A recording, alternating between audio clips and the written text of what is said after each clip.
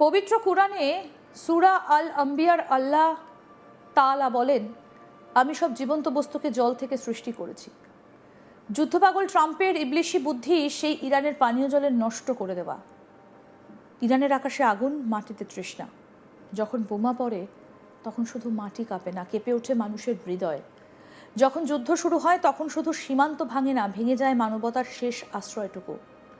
আর আজ মধ্যপ্রাচ্যের আকাশে যে আগুন জ্বলছে তার ছায়া যেন পড়ে গিয়েছে পুরো মুসলিম উন্মাহর হৃদয়ে। ইরান একটা দেশ, একটা জাতি, কোটি কোটি মানুষের ঘর। সেই দেশের দিকে তাকিয়ে বিশ্বের অন্যতম শক্তিশালী নেতা যখন বলেন, চুক্তি করো, না হলে তোমাদের বিদ্যুৎ, তেল, এমনকি পানীয় জলও ধ্বংস করে দেওয়া হবে, তখন প্রশ্ন জাগে, এটা কি শুধুই যুদ্ধের ভাষা, নাকি এটা মানবতার বিরুদ্ধে একটা ভয়ঙ্কর ঘোষণা? জল শুধু একটা প্রাকৃতিক সম্পদ নয়, এটা জীবন, এটা রহমত, এটা আল্লাহর দান। সেই জলকেই যদি যুদ্ধের অস্ত্র বানানো হয় তাহলে তা শুধু একটা দেশের বিরুদ্ধে নয়, এটা সৃষ্টিকর্তার দানের বিরুদ্ধেই এক প্রকার বিদ্রোহ। ইরানের মতো শুষ্ক অঞ্চলে ডেসালিনেশন প্ল্যান্টগুলোই লাখো মানুষের জীবনের ভরসা। সেই প্ল্যান্ট ধ্বংস করার হুমকি মানে শিশুর মুখের জল কেড়ে নেওয়া, মায়ের চোখের সামনে সন্তানের তৃষ্ণার কষ্ট দেখা, বৃদ্ধদের নিঃশ্বাস ধীরে ধীরে থেমে যাওয়া। ইসলামে যুদ্ধেরও নিয়ম আছে। রাসূলুল্লাহ স্পষ্টভাবে নিষেধ করেছেন, যুদ্ধের সময় নারী, শিশু, বৃদ্ধ, এমনকি গাছপালাও ধ্বংস করা যাবে না।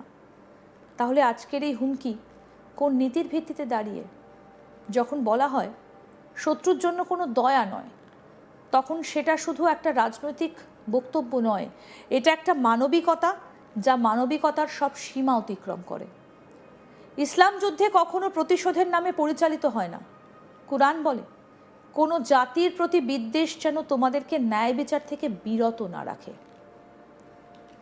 অথচ এখানে আমরা দেখছি পুরো একটা জাতিকে শাস্তি দেওয়ার হুমকি দেওয়া হচ্ছে। তাদের জল, তাদের বিদ্যুৎ, তাদের মৌলিক জীবন ব্যবস্থা ধ্বংস করার কথা বলা হচ্ছে।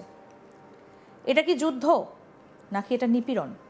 একটা স্কুল, ছোট ছোট বাচ্চা, বই, খাতা, স্বপ্ন, সব কিছু নিয়ে তারা এসেছিল নতুন কিছু শেখার জন্য, কিন্তু সেই স্কুলেই নেমে এলো মৃত্যু।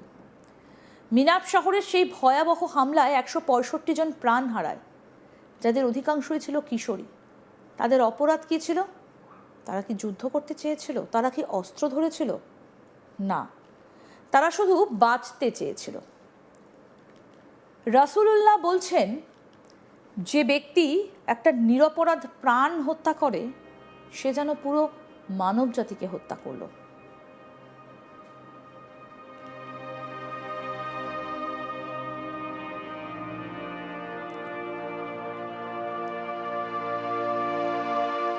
এখন প্রশ্ন হচ্ছে, তাহলে শত শত প্রাণের দায় কে নেবে? ইতিহাস সাক্ষী, যখনই কোনো শক্তিশালী শাসক নিজেকে সবকিছুর ঊর্ধ্বে ভাবতে শুরু করছে তখনই তার পতন অবশ্যম্ভাবী হয়েছে।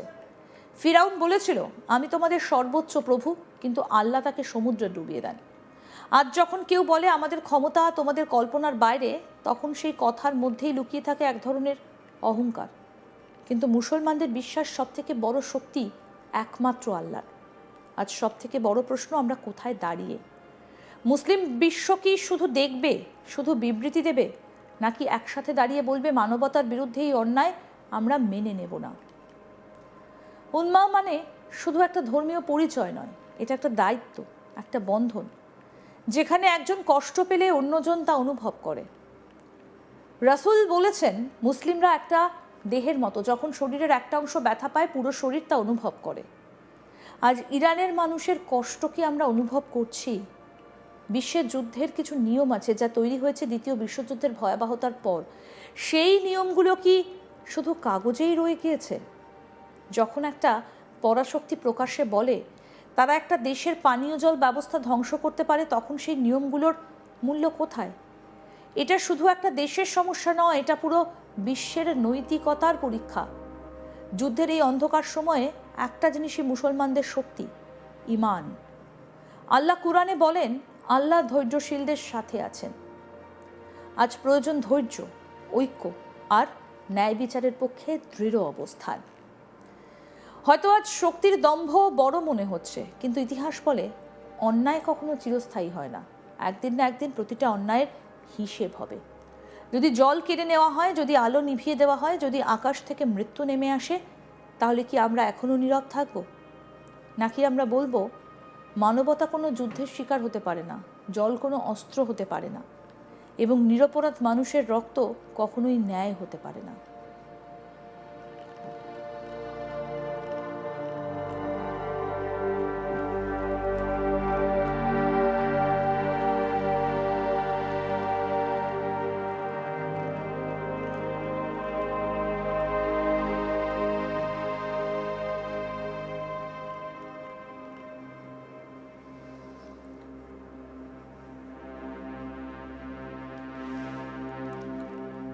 যুদ্ধ যখন শুরু হয় তখন শুধু সীমান্ত ভাঙে না, ভেঙে যায় মানবতার শেষ আশ্রয়টুকু। আর আজ মধ্যপ্রাচ্যের আকাশে যে আগুন জ্বলছে তার ছায়া যেন পড়ে গিয়েছে পুরো মুসলিম উন্মাদ হৃদয়ে।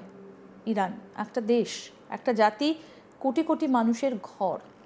সেই দেশের দিকে তাকিয়ে বিশ্বের অন্যতম শক্তিশালী নেতা যখন বলেন চুক্তি করো, না হলে তোমাদের বিদ্যুৎ, তেল, এমনকি পানীয় জল ধ্বংস করে দেওয়া হবে, তখন প্রশ্ন জাগে, এটা কি শুধুই যুদ্ধের ভাষা, নাকি এটা মানবতার বিরুদ্ধে এক ভয়ঙ্কর ঘোষণা?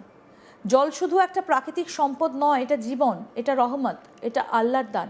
সেই জলকেই যদি যুদ্ধের অস্ত্র বানানো হয়, তাহলে তা শুধু একটা দেশের বিরুদ্ধে নয়, এটা সৃষ্টিকর্তার দানের বিরুদ্ধে এক প্রকার বিদ্রোহ।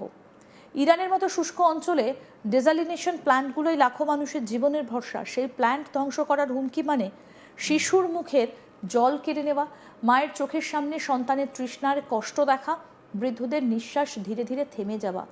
ইসলামের যুদ্ধেরও নিয়ম আছে। রাসূলুল্লাহ স্পষ্টভাবে নিষেধ করেছেন, যুদ্ধের সময় নারী, শিশু, বৃদ্ধ, এমনকি গাছপালাও ধ্বংস করা যাবে না। তাহলে আজকের এই হুমকি কোন নীতির ভিত্তিতে দাঁড়িয়ে? যখন বলা হয় শত্রুর জন্য কোনো দয়া নয়, তখন সেটা শুধু একটা রাজনৈতিক বক্তব্য নয়, এটা একটা মানসিকতা যা মানবিকতার সব সীমা অতিক্রম করে। ইসলামে যুদ্ধ কখনো প্রতিশোধের নামে পরিচালিত হয় না। কুরআন বলে, কোনো জাতির প্রতি বিদ্বেষ যেন তোমাদেরকে ন্যায় বিচার থেকে বিরত না রাখে। অথচ এখানে আমরা দেখছি পুরো একটা জাতিকে শাস্তি দেওয়ার হুমকি দেওয়া হচ্ছে। তাদের জল, তাদের বিদ্যুৎ, তাদের মৌলিক জীবন ব্যবস্থা ধ্বংস করার কথা বলা হচ্ছে। এটা কি যুদ্ধ, নাকি এটা নিপীড়ন? একটা স্কুল, ছোট ছোট বাচ্চা, বই, খাতা, স্বপ্ন, সব কিছু নিয়ে তারা এসেছিল নতুন কিছু শেখার জন্য, কিন্তু সেই স্কুলেই নেমে এলো মৃত্যু। মিনাব শহরের সেই ভয়াবহ হামলায় 165 জন প্রাণ হারায়, তাদের অধিকাংশই কিশোরী। তাদের অপরাধ কী ছিল? তারা কি যুদ্ধ করেছিল? তারা কি অস্ত্র ধরেছিল? আরও আপডেট পেতে দেখতে থাকুন আজ তাক বাংলা। সাবস্ক্রাইব করুন, নোটিফিকেশন পেতে বেল বাটন অপশন প্রেস করুন।